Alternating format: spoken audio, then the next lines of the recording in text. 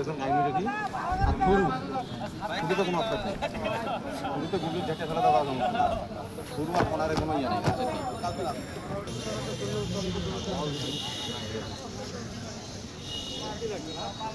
এ ভাই যদি আপনার ভিডিও করেন দুজন আরো পিছন আরো পিছন আরো পিছন আরো পিছন হাট আদরদের মধ্যে ভিডিও বাবা কেউ না ভাইস্তে কেউ না ভাই কেউ শুনতে সাইলেন্ট প্লিজ বিসমিল্লাহির রহমানির রহিম প্রচণ্ড রোদ মনে আজকে খেলাটা একটু ভালো হবে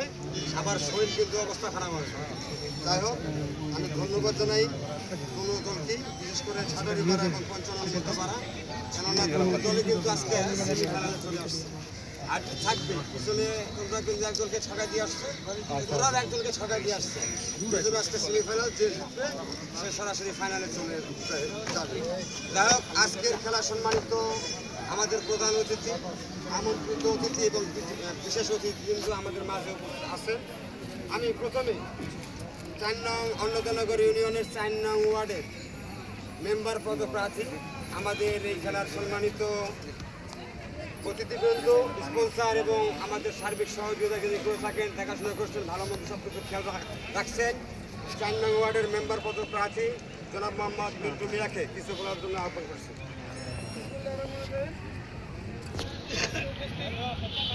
ছোট ভাই ছোট বড় সবাই উপস্থিত আছে যাই হোক আমি মনে করি আমার ওয়ার্ডের সবাই আমরা নিজস্ব কেউ অপর কিন্তু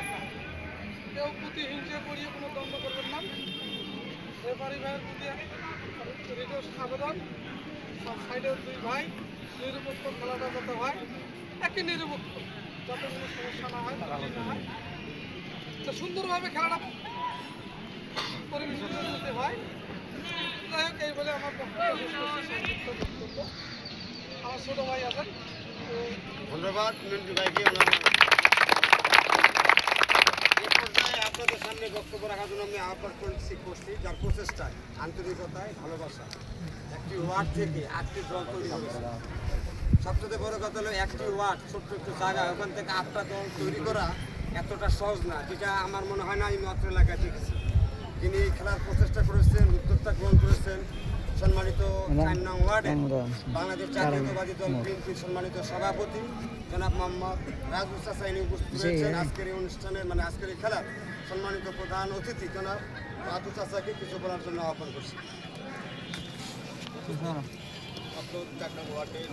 ছোট ভাইরা এবং সকালে ফোন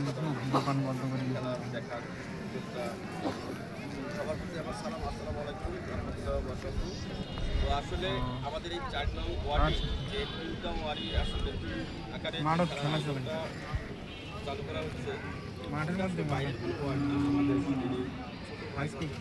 আসলে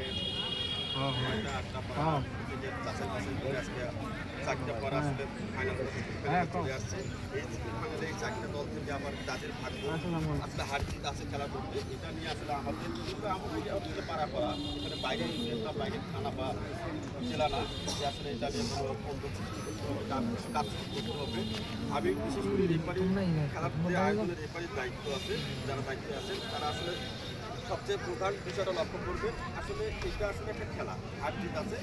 কেউ যাতে কোনো রকম ত্রুটি করতে না পারে আর দুই টিমের মধ্যে যারা প্রধান আছেন ক্যাপ্টেন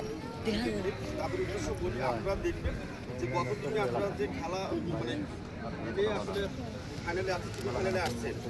তো আজকে যে সেমিফাইনাল খেলতেছে এইখান থেকে আমার কিন্তু ফাইনাল একটা টিম বের হবে তো এটা একটা কঠিন আপনাদের পরিশ্রমের মধ্যে দিয়ে যদি চলে আসেন